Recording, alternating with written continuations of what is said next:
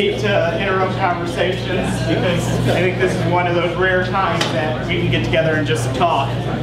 But this is our last Teaching Excellence sponsored event where we wanted to go over some aspects of using technology in the classroom. And I think we have to all admit that we use technology whether it's a high amount or a low amount now. And I just think back to my undergraduate time that I would have never emailed a professor.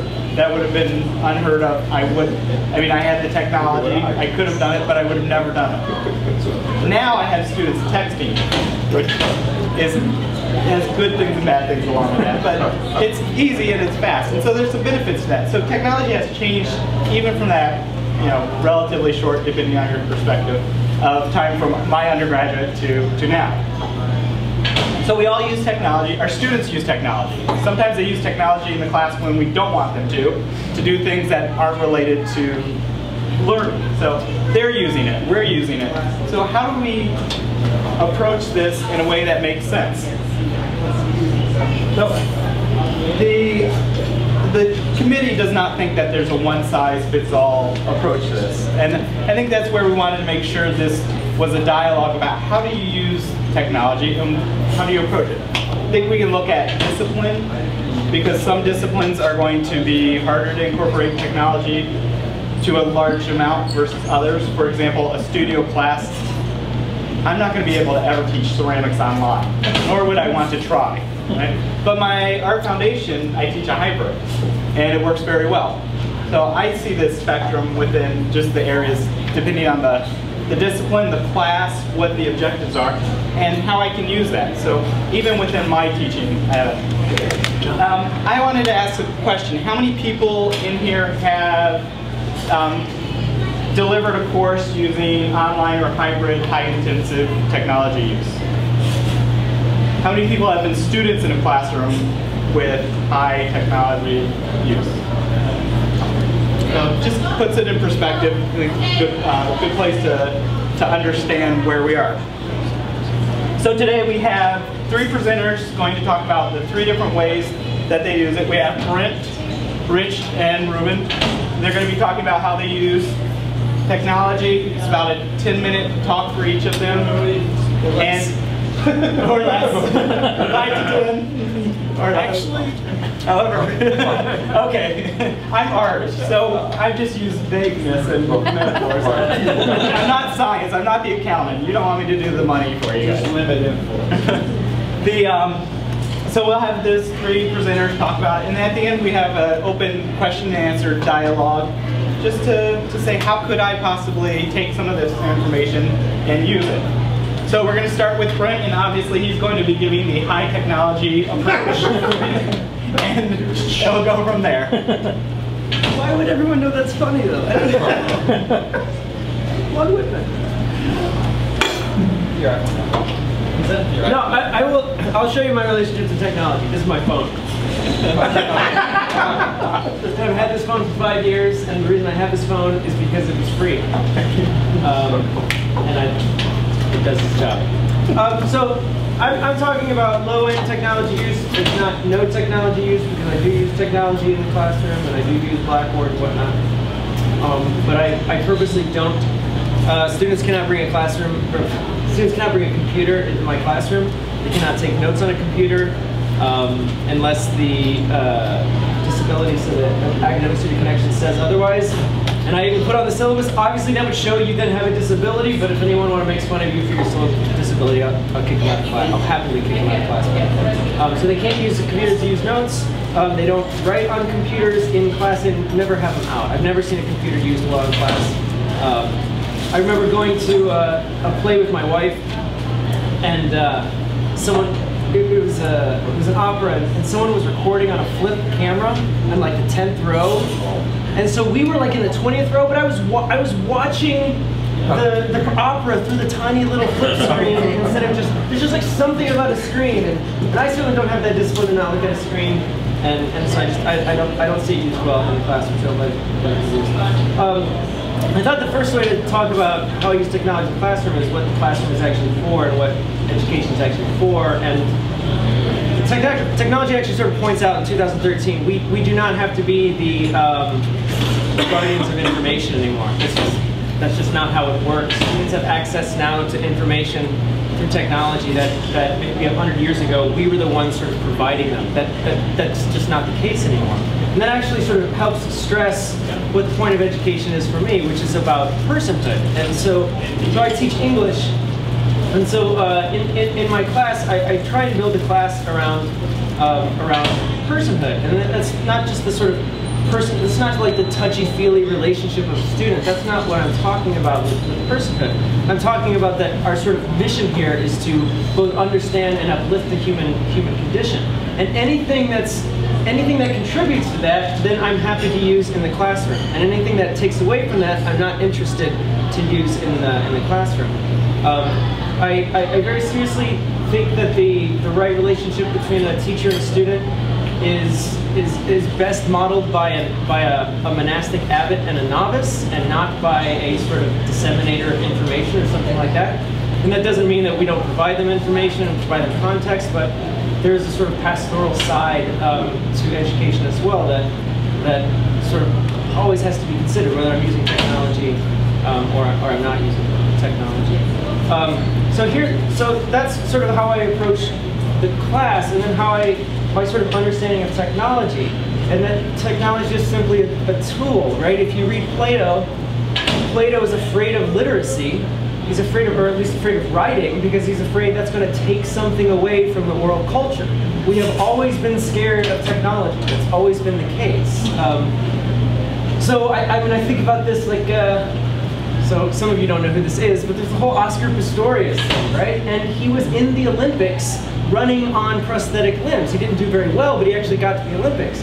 Within our lifetime, we will have people using technology that will keep them out of the Olympics because they will be faster with top technology than with actually the human body or human mind.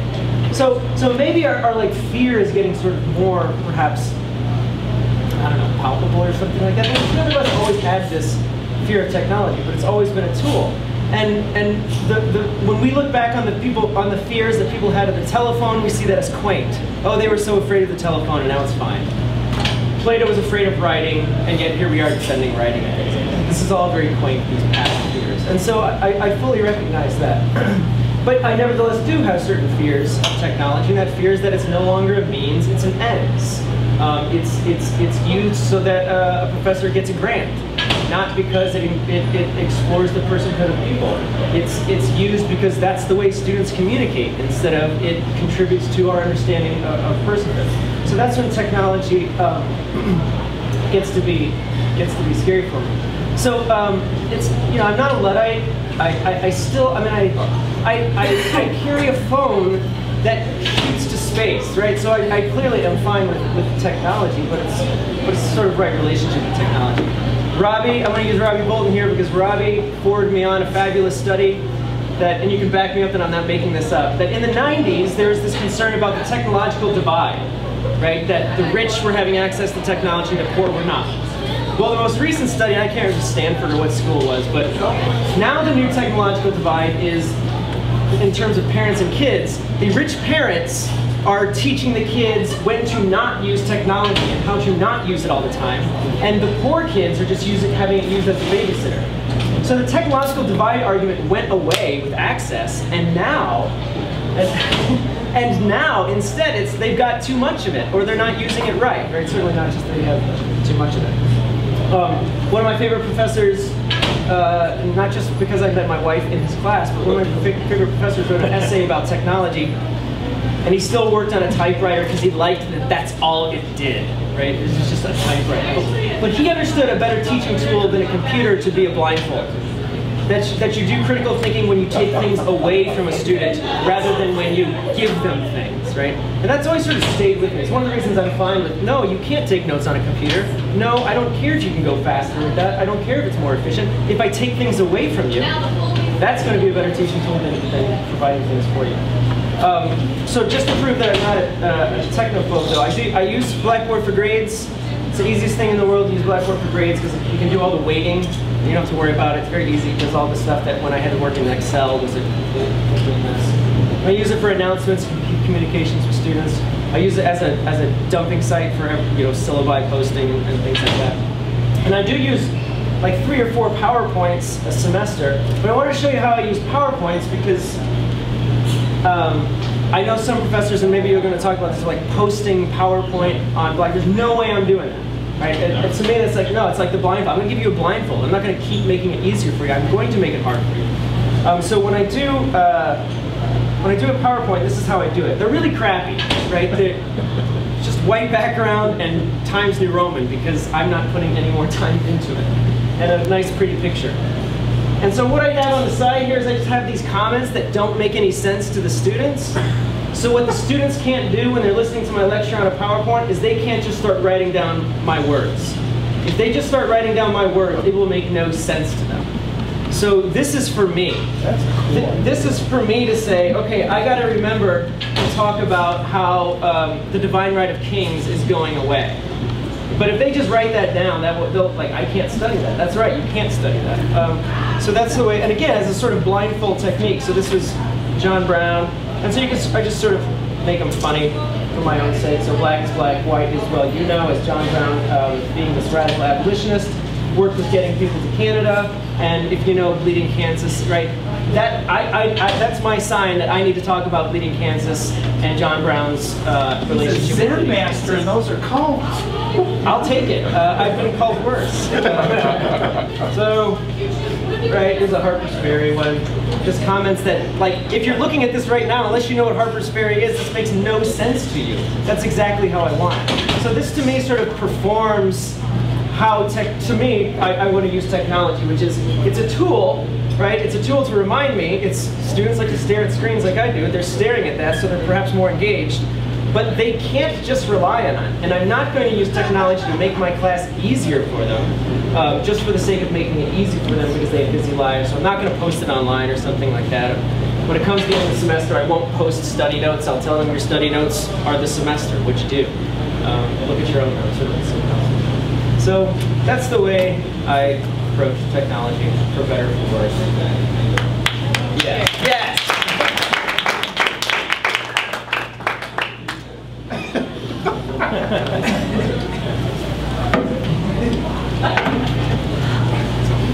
Well, Brent said that he wasn't a Luddite. I titled my remarks, Confessions and Reservations of a Recovering Luddite. So I once had the little badge that said, you know, I'm a Luddite and proud of it. Or technological dinosaur and proud of it, darn it. Our kids grew up without any real media or TV in the home for the first years of their life. That was an intentional choice, and we don't regret that at all. I think my son's great love for reading. My son's in 4th grade and reads at 11th grade level. I think part of that has to do with some of the choices that we made.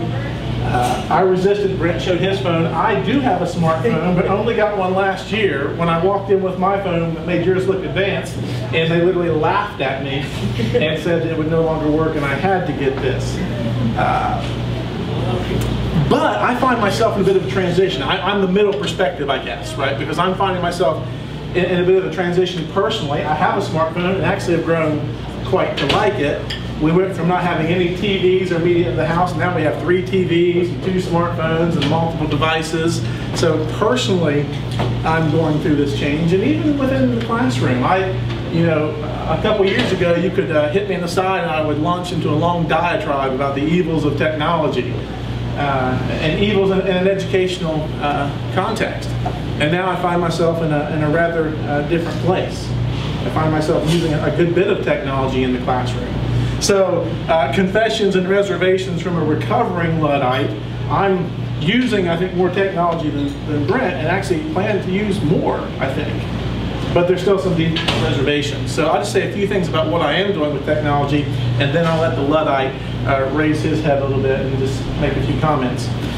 In my classrooms, I use Blackboard extensively on campus classes. Once I taught an online class, I really began to understand Blackboard and its different capabilities and really learn to use it in that online setting, and then really use a lot of that in the classroom itself.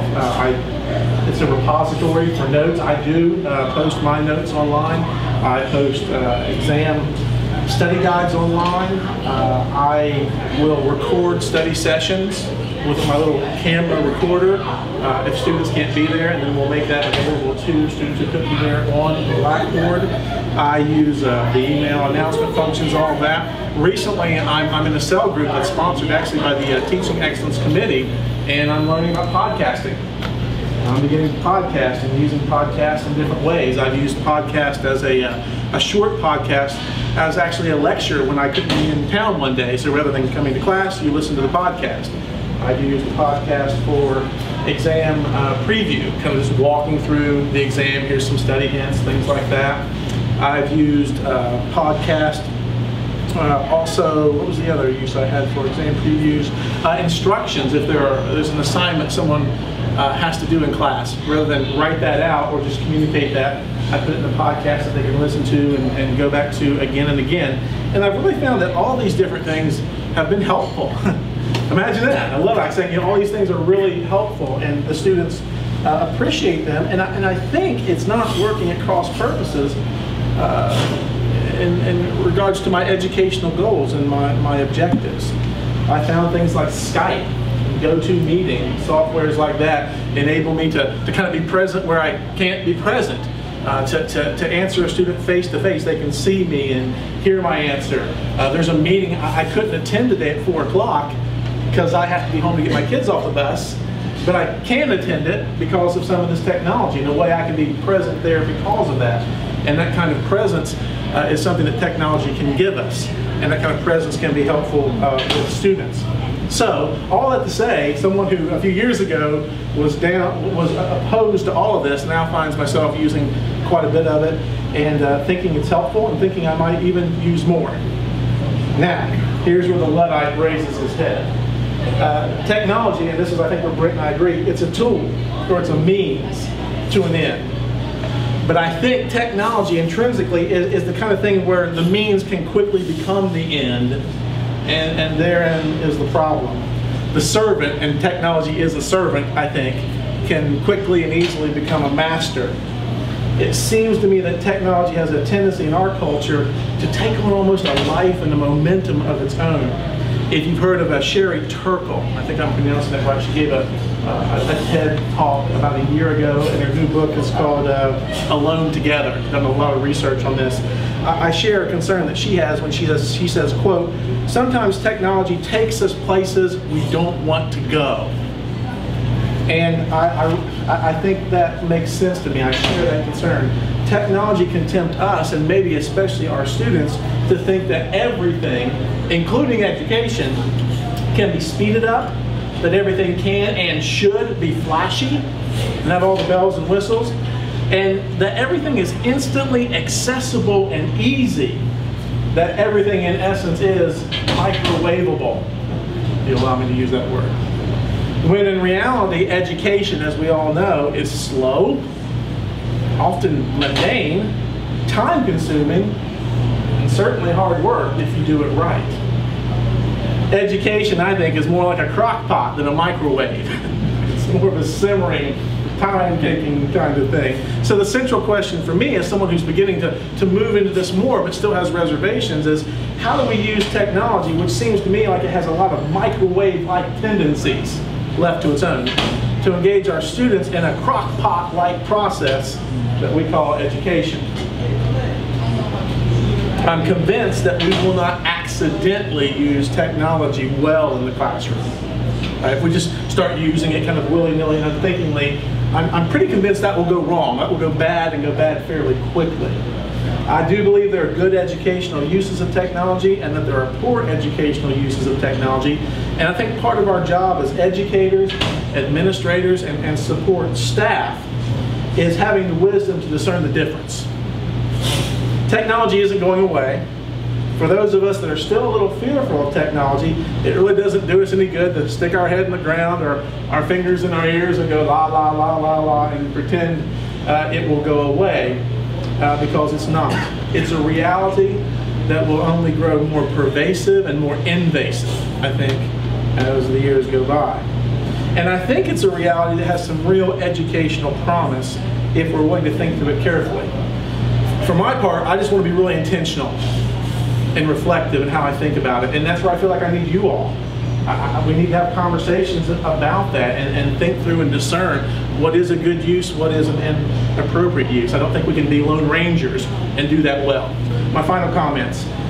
When we use technology in the classroom, we're not just endeavoring to teach our students about some topic, our field, through the means of technology. I think by using technology in the classroom, we're also teaching them about technology itself. We are, in fact, modeling in front of them how they ought and ought not to use technology. And that might be one of the most important skills that we can teach them. We're modeling the appropriate use of, and hopefully modeling what you ought not do with it. Technology can be very disembodying or disincarnating. Alternatively, it can be a powerful tool of presence.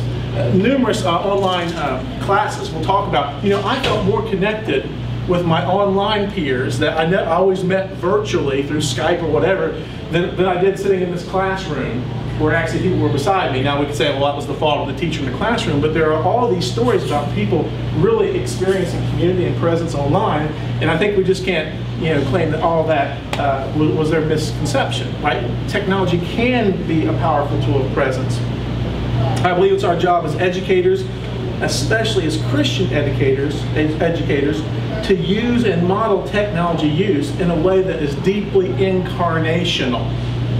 And my final comment is this, and that's I'll just leave it there and not develop it. But I think that actually the doctrine of the incarnation, as people who follow God come in the flesh, the doctrine of the incarnation is the critical lens through which we must see all of our uses of technology and judge them accordingly. I think the doctrine of the incarnation is the theological underpinning of thinking about how we use technology. Now, I want to read someone who's written an 800-page dissertation on that, because I think there's a lot there, and that's where we need to start as Christian educators. And with that, I digress.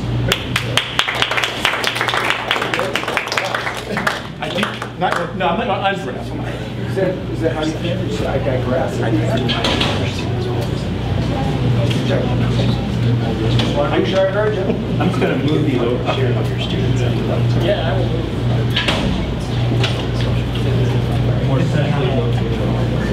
Oh, these are yours.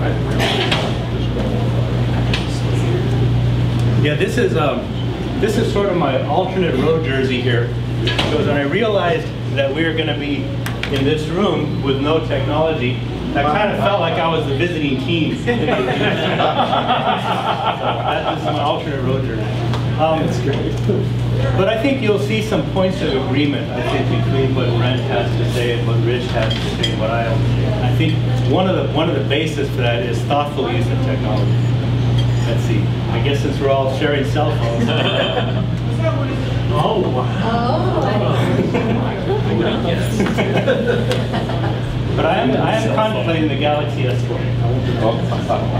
But that's because I think there's a couple of things that I think about when I think about using technology. This is where I start right here. What can I uniquely accomplish with technology that I couldn't do without? And if I can't answer that question very well, then I won't use the technology.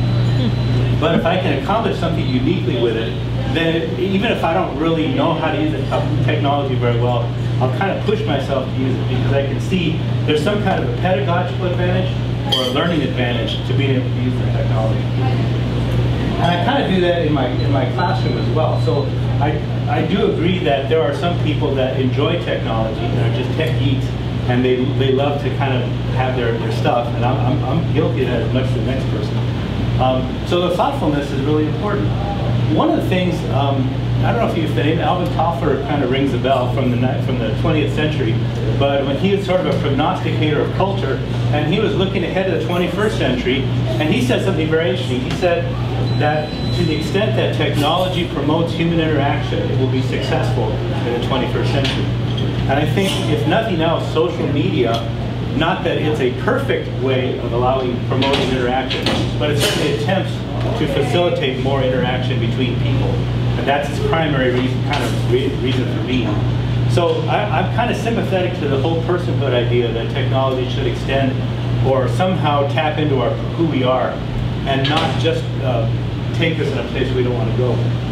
The other thing, when I think about using technology in the classroom, is that it must fundamentally reshape teaching and learning. There's kind of a famous research tidbit that gets thrown around a lot, and that is there is no study yet that definitively shows that technology improves learning. In other words, people understood more stuff because they use technology than without. Now, part of the reason for that is you have to sort of develop a classic experimental study to answer that question, and it's hard, maybe some would say impossible, to develop two identical classroom settings, one non-technological and one technological, and somehow traverse the same teaching and learning path and then measure the outcomes. But even with that, I think we've understood now that the use of technology has to fundamentally reshape teaching and learning. And if you're not doing that, if you were always comfortable lecturing, and now that you have a smartboard, you're comfortable lecturing, then you really haven't changed much, even if you've upgraded your technology. So when you use technology, I feel like in order for it to really be effective, it has to change the way you do things.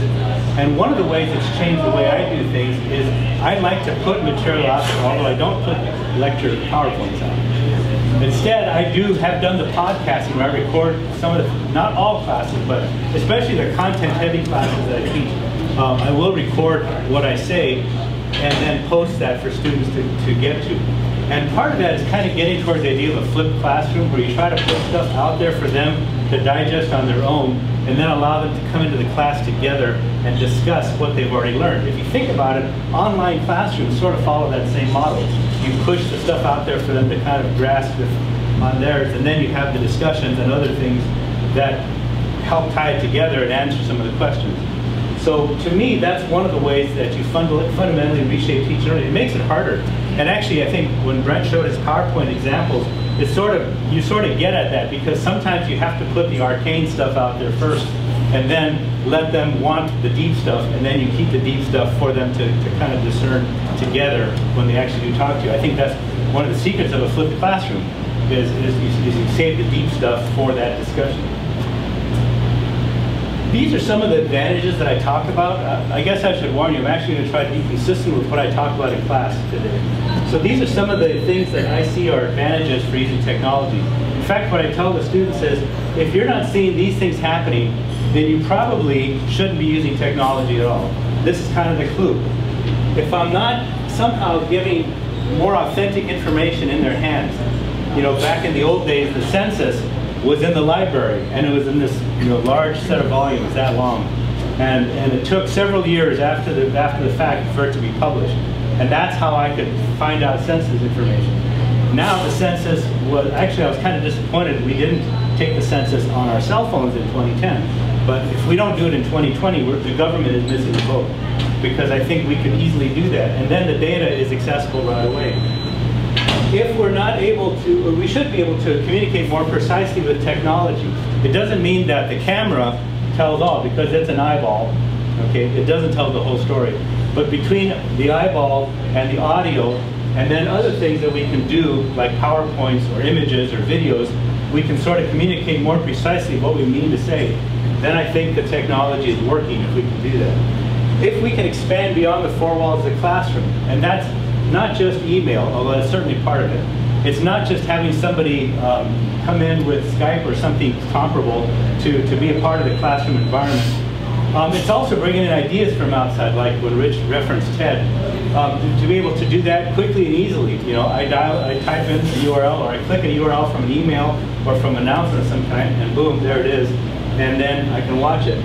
If we can take the ideas beyond what we're just talking about and bring in other people's ideas, and let them interact with other people, then I think technology is doing what it needed to do. If technology helps form a cognitive partnership, and one of the things that in talking with some of our kids, the need to go to a calendar, because sometimes it's hard to keep all the daily comings and goings in your head. And that's what some people find valuable about cell phones, and someday I'll probably know what they're talking about. But that's what people find valuable about cell phones, is it also keeps track of your appointments. And by now, we've offloaded enough of that stuff that if you took away that mobile technology, you would take a piece of your brain with it, because it requires it. We've talked about phone numbers, you know, how many phone numbers. I honestly don't know my wife's phone number for her cell phone. Thankfully, I just type in, you know, wife and boom, it dials. Because we have a cognitive partnership. It does its part, I do my part, and if we work together, I get to talk to my wife. So, I mean, that's a very, even from simple things like when you do a Google search and it wants to autocomplete whatever you start to type into search. Cognitive partnership. And then finally, I talked about artifact creation. That is, technology should allow you to make things, do things, create things. Even if those things are digital things, they still represent your thoughts. And that's really important. So artifact creation sort of implies that as a teacher, you have to make sure your students are doing stuff technologically also. If they're not, then you're missing the boat somewhere. So I talk about these 5 things and said if you're not seeing technology doing some of this in the classroom, it's probably just as well that you don't do this. Now, I have this famous example of where I backed off on the use of technology because many years ago, when it first was possible to write in comments in Microsoft Word, I did that. In fact, when I did this is, I'm trying to think, this was 1990, oh gosh, I should have, when I passed my qualifying exam, it was like 1994, and there I had comments from my committee that looked at the qualifying exam, and then I could give a response to them. What I did is I embedded audio clips in Microsoft Word in 1994 so that they could hear me, it's by clicking a little link, they could hear me respond to why I did this and didn't do that. And I passed the exam, which was good. But there was a usefulness for technology right there. Later on, when I started doing the changes, I thought, okay, this is cool. I can type in the changes that I want to see. I can correct their grammar right away, and it'll show that I corrected their grammar. I can write a comment to them. Why'd you do this? Why didn't you put a paragraph here? This thought is incomplete. This thought is wonderful. You did a great job at the end. Here's your grade. And I found out that in order to do that, I probably took twice as much time as if I just printed the paper out and just wrote with a pen. So after coming to that light bulb, I started doing that. Because I looked at what I was trying to accomplish and said, you know something, they're not getting smarter because I'm giving their feedback in Microsoft Word. And it's taking more time on my part and requiring me to have a live internet connection so I can upload this stuff rather than just print it, hand it to the secretary and ask her if she could please put it in alphabetical order, take it home, go to a volleyball game, a soccer game, a swimming match, wrestling match. You ever been to those? They take a long time. Sit there and grade, and it's all done. So you can look at this and I think thoughtfully take a step back if you need to. These are the 2 things that are things to watch out for using technology. One of them is it will require more time. That's guaranteed. If you start using technology to do stuff, there's a learning curve on the front end. It's going to be more time. Where you get savings is on the back end. I've already done this thing. I can still change it, but I don't have to do much to change it. I don't have to recreate it. That's where technology really comes in handy. Back in the old days, when I had to type with a typewriter, and I had to type a paper, and then I read the paper and thought, oh heck, there's a typo right there in the middle. My mom could type 120 words a minute, so she was very gracious. Let me just retype that for you. I'm done. Unfortunately, I couldn't take her to graduate school. So I could have, but that would be weird. So right about that time, Microsoft Word comes in real handy, where you can just copy and drag and plot. Okay, or you can correct, or autocorrect. Actually, I don't like autocorrect. So sometimes it reduces the cost of errors, and that's very helpful. So it can save me some time. But it will require more time on the front end to learn. And you'll lose the savings if there's a rapid platform change. In other words, when we go from Blackboard 7 to 9, I still heard about that. That's right. I'm thinking a few years ago. Went from 7 to 9. That was very painful because I had to redo everything to accommodate that change. And so if there's a rapid platform changes, every couple of years we move from this to this and there's no way to easily translate everything over, that will defeat that. And you might as well just take all this stuff out, which I will do after we're done, and throw it in the trash. It's not going to work. So that's something that, and I wish Jeff had been here because I'm always kind of harping on this for him. If we're going to stick with a technological platform, we need to stay with it and allow us to get good at it, allow our students to get fast out with it, and even just bear with some of the minor upgrades, but not have this massive change. Yeah. So in conclusion, I just want to say that I totally agree that it's all about the person and promoting personhood and all about thoughtfulness. And like I said, I think that's a point of agreement for all of us, not just the three of us, but probably all of us in here. So sometimes it's just a question of degrees. One of the cool things that I was able to do in podcasting was when I went on my cross-cultural in 2005, we podcasted every night. That was part of the students' assignment. And a lot of the parents really appreciated it because that was sort of a brand new thing for the CCS trip, to be able to do that so they could kind of keep up with where we were at. And to me, that was the culmination back in 2005 of using technology, because it helped the parents and the students kind of stay connected with each other and understand, allow them to understand what they were going through. And that, I think, is a really ideal use of technology. So with that, cool discussion.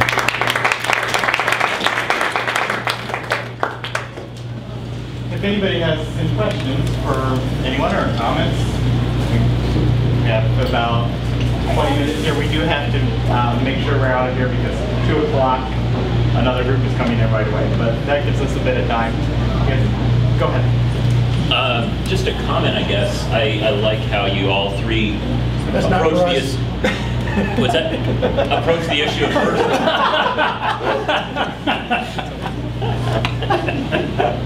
approach the issue of personhood, and I think that is the key issue. I've been teaching on Genesis, so I'm still a little fixated on it. But you know, the notion that we are hybrid, you know, made in the image of God, and yet animals, creatures. It seems to me that I kind of fall in the middle, kind of with Rich on use of technology, but I become more and more aware that if we gain a certain capability, we become more godlike in a sense of greater efficiency, shrinking the natural barriers of space and time. We're losing something. And it may be worth it, it may not, but it kind of, another analogy would be like, we're like teenagers. I mean, we need boundaries. God has given us boundaries as creatures, and yet if a teenager never pushes against those boundaries, that may not be entirely healthy either. So, I don't know, I think there's a dynamic to explore in terms of our identity as people. We have this drive to make ourselves more godlike, and that's not entirely bad, but if you saw that droid commercial from a couple of years ago, the more efficient the guy goes, you know, with his phone, the more he morphs into a machine, and that's certainly not becoming more human-like. So, you know, just. I have a question about cognitive partnership, because I agree. I've been noticing this. I just went into an online calendar just this last year, and because I couldn't keep it all in my head. But it's sort of scarily debilitating also not to have it in my head. And this has also been paying my attention to the way my students cannot remember things anymore, because I think they're used to relying on online text they can search. So it's very difficult to discuss a text in class that they've read. They say, I read this text, but they don't remember it because their memories aren't exercised. So I've been thinking a lot about memory. What is it important to have in memory where I can access it and play with it and think about things together? And what things can we upload? What things do we not have to have access to? But I don't know. What do you think, Ruben, or anybody, about sort of where we cross, what things we need to keep in our minds, and what things can we have more collaboratively used to offer to each other? You know, hardly, I would say the mundane and the template are some of the things that I like to offload if possible. One of the things I got into a habit of doing for a few years back is I would give students a template for using some kind of technology, because I wanted them to really think about the higher end aspect of it. Like, for example, Weebly is a free website creation tool. And the nice thing about it is you can create really nice looking websites without having to think. And before, they had to really struggle to just get reasonable looking websites. Now they don't have to do that. So now what I tell them is, I want you to use this tool because I'm looking for the depth. I'm looking at the content. I'm looking at what you're putting in. I don't want you to spend a lot of time, you know, changing from red to yellow to blue to green. Pick your color, pick your thing, or whatever. But I'm looking at the content. So to me, that's where I like to offload the capability to do the background, the template, that sort of thing, and let them attack the content. but I'm going to say we still need memory. I'm tutoring a little girl in 4th grade at Warner, and she doesn't know her times tables, and she is going to be crippled mathematically her entire life until she has memorized that. And so I think memorizing is good. That's why I wonder, how do you teach them to memorize still? Yeah, I think I'm concerned. My question though is, a lot of studies are talking about how you're dealing with a different group of learners now. They're wired differently. But yet, the way they're being taught is the same way. Could that potentially be some of the issues with why students aren't able to retain? Of course, they have a lot of other distractions, but studies have also shown that we tend to teach how we were taught. So if you went to a large university, mid-sized university, or small university, and you only went to class and were only lectured to, then you tend to be the kind of instructor that only lectures to your students.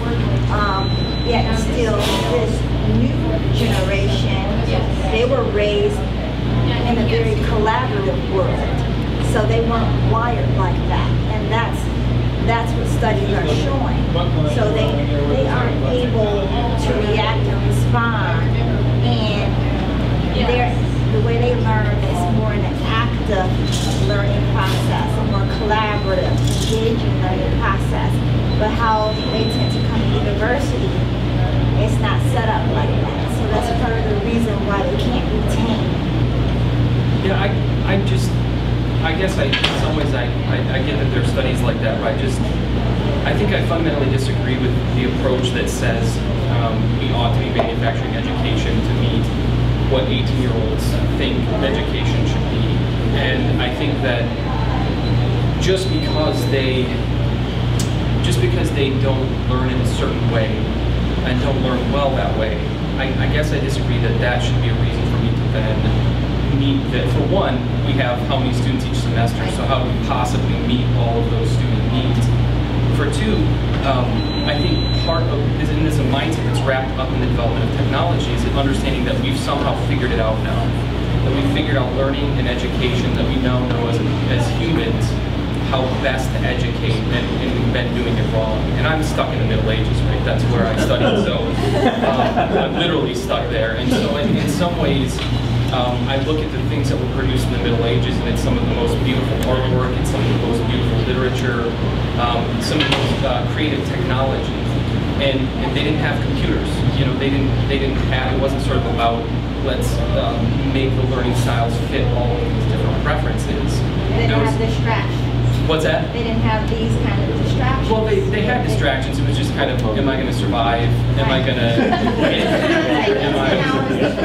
Yeah, sure. And so, but I think that they, right, not to play the stereotype of the Middle Ages was this dark time, but and I do think again that that's part of this narrative is that today we've got it figured out. We even call it the Dark Ages because there's a pejorative sense that nothing happened then, and it was one of the most fruitful times in the Western world. And so I just think that narrative, there's a dangerous narrative there. For one, because I don't know how to do that as a professor. I don't know how to meet all of my students' different needs. And so I kind of go to what has been done in some ways for 2 millennia and say, well, it's kind of the best of what has been done before.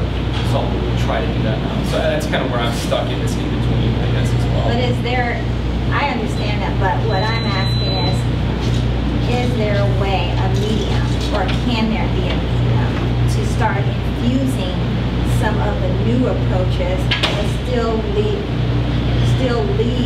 what's been proven, but still infuse some of the new things that are starting to be proven that connects and clicks with this new generation? That's my question.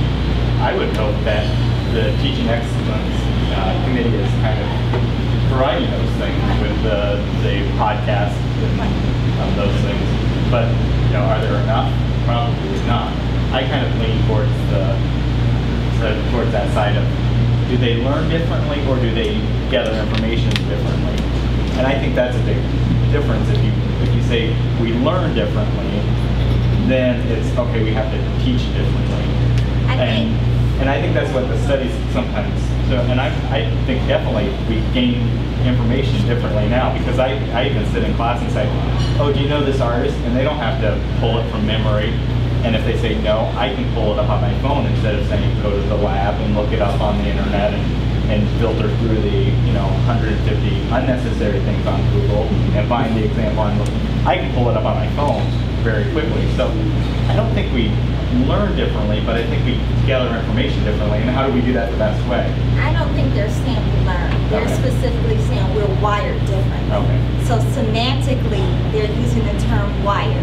So if you're saying they're wired differently, that could be used to saying they access information differently. So if they access information differently, then how they're going to use information can be differently as well. But I mean, I feel like I try to think through different learning styles to try to deploy those different learning styles in different ways in my classroom. But at the end of the day, I do think someone that walks away with a degree from Spring Arbor University ought to be able to listen to a 45-minute lecture and make sense of it. So I think, to say, well, I don't do lecture, in a way that's not an educated person. So I'm willing to try these different ways, but for someone, if a young person says, well, I learned this other way, okay, I'm doing this here, but don't use that as an excuse not to grow in this other way, which is a tried and true way. So I'm trying to put cookies on different shelves, but I'm not willing to kind of let it go at, well, I can't gather from lecture. I don't process that way. Well, maybe you don't now, but you can, and that's a skill to learn as well.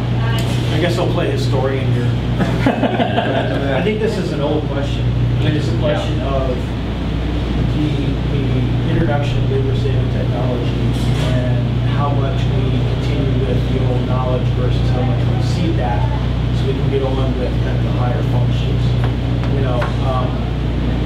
Before washing machines, art of doing laundry.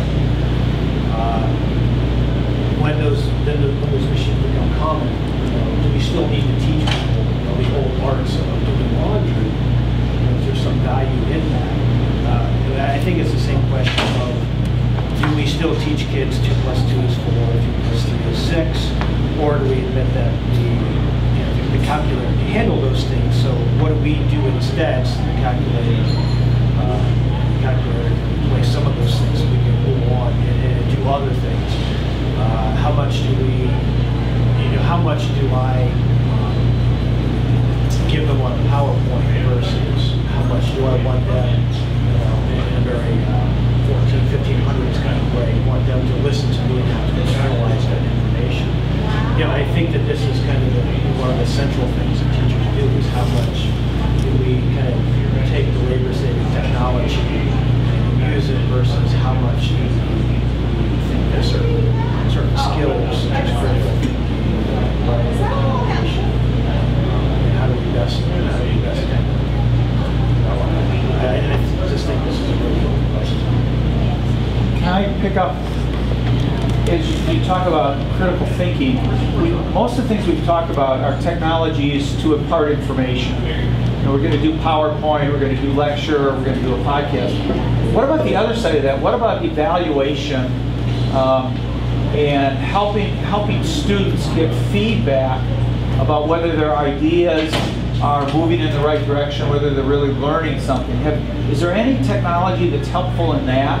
I know that people have been talking about these MOOCs, about the the big courses, and the big problem is how do you grade those things? And people have talked about there's peer grading and stuff like that. But I don't believe that. But I just wonder, does anybody know more about that? Is there more out there that we should know? Well, in the HLC conference, one of the keynote speakers was talking about taking MOOCs, but then like kind of a cognitively based interactive. So, and then it correlated all that data so that the teacher, instead of using it just like a MOOC, using it basically using a MOOC as an online textbook. But then you actually get the feedback of these students, but it's all broken down into individual content type questions and cognitive processes. So then you can get a like 55% of them, you know, got this on the first try and the second try, and then you can actually use data analysis to help do class instruction, you know, because it allows you to actually see their internal thoughts. Do we have that kind of technology available here? Here, All right. there's a TK20 meeting at 2 o'clock, which is the database which is required in order to do that. So, On a very rudimentary level, Blackboard, the new version of Blackboard that's coming out, has a new tool called item analysis. And if you are giving any type of assessment in Blackboard, it will do a detailed item analysis. And it will do that kind of breakdown feature. Tell you who got, how many students got this question right, and how many got this question right, that kind of stuff? Yeah, and it will tell you based on that if this is kind of like a difficult level question and those that kind of feedback, and that's in the new Blackboard. And on our OAT site, we've been doing Blackboard tools trainings, and under the test surveys and pools, there's some feedback. Dave Hopper facilitated our session on test surveys and pools. And we have a link out there to item analysis. So even if you don't want to look through that hour-long video that Dave Hopper did on there, if you go to the OAT site and you click on the Blackboard tools training for test surveys and pools, you'll see a document that says item analysis. And you can click on it and it'll give you, it'll tell you what that tool can do and feedback, and you can see what that tool, and that's going to be in the new edition of Blackboard coming out in August. So that's on a very rudimentary level, so that's a new feature, and so we will have that here. I never thought I'd see a day in which a computer could grade essays in, but a person has a personal textbooks as a history program, my history lab. And apparently they have developed a program that students can write essays submitted, and it grades the essays. They've taken thousands of student essays from all over the country and fed them into this. So they're figuring out how to grade even essays. One example here that, I don't know, maybe a question for Ruben on more precise communication. I'm just trying to think back to what it was like in my day. I'm reading a book, I come across a big word I don't understand, and I reach for the dictionary. Or maybe I don't have a dictionary, so I have to go to the library. But there was some sort of cost involved in learning something. I guess, is there an argument to be made for not that more precise communication is not always a good thing? I mean, of course, nowadays people can read e-texts, and you know, one of two things: we could either have all the hard words taken out and just make it very, very precise so they don't have to work as hard, or we can have a middle ground where they have to hover the cursor over the word and it looks it up. But it seems like having those gaps where you have to work and struggle, everything is not precise, but I have to pursue knowledge if I really think it's worthwhile. Are we losing some of that with technology that is geared towards making it easier and easier and more precise? I'm going to say mathematically, I still know how to use a slide rule, which makes me almost a dinosaur. But I notice a difference in my conceptual understanding of numbers and size of scale and estimation. And I think you're right. I'm not going to give away my calculator, but I see people that have lost something. I don't know how to use that anymore. Or Well, I think because, right, in some ways, someone mentioned this, the medium becomes a message, and then if the medium is, if the technology is about efficiency, is what we want to teach our students. Do we want to teach them efficiency? Are we saying it's about only precision and only efficiency always? You're supposed to be more computer-like. I think what I find is my students don't need any help in being more computer-like. They need help in not being computer-like. And it's slowing down and processing things that maybe don't have answers, may have ancestors, but if they don't have the answer and they wrestle with this thing and it's a slow process, I think in some ways that's just it's important that we don't want to lose sight that this technology becomes what we want them to learn. And that's even Christians uses parables, right? The way that he tells parables, he says, in order so that those who aren't supposed to hear won't get it. I mean, we don't think about that as being a great sort of, I'm going to try to make it so my students understand what I say today. But that's what we just, set to do, which is kind of counterintuitive. But I think there's some underlying truth to that, perhaps. Yeah, I think if Jesus did it, maybe it's a good idea. Maybe. Because parables mess with you. Yeah. They mess up your world. Yeah. They jar these you. Cute little, oh, thanks for putting it down here, cooking down this shelf. Yeah. It completely rethreads your head. Right. And that's the point. And if you're not willing to engage it, then you're not going And to it's get hard anywhere. work. Yeah, You gotta it's wrestle hard with work. it. Yeah. Probably, well, we'll probably finish with this thought. One thing that Jack said ties into everything that's been discussed today, especially by all of the speakers. And I really wasn't going to bring this up, but it's the Clark Cosmo debate, which is an ancient debate at this point, and that's why Ruben is laughing. But Jack mentioned the medium and the message, and Clark was talking about learning is all about the message. And Cosmo said, well, the medium can help augment the message, but this whole debate got distorted because everyone thought he was saying, well, the medium is how you learn, but really what Cosmo was saying is that the medium can help augment or add to the message and ultimately help the learning process. And I really think that that's what technology can do, but ultimately it has to be, teaching is still teaching. You have to have good teaching, which is about the message. So technology, and that's what all of the speakers have said today, technology cannot take away from the message, which ultimately is about good teaching. But what technology can do is it can help augment, where applicable, the overall learning experience.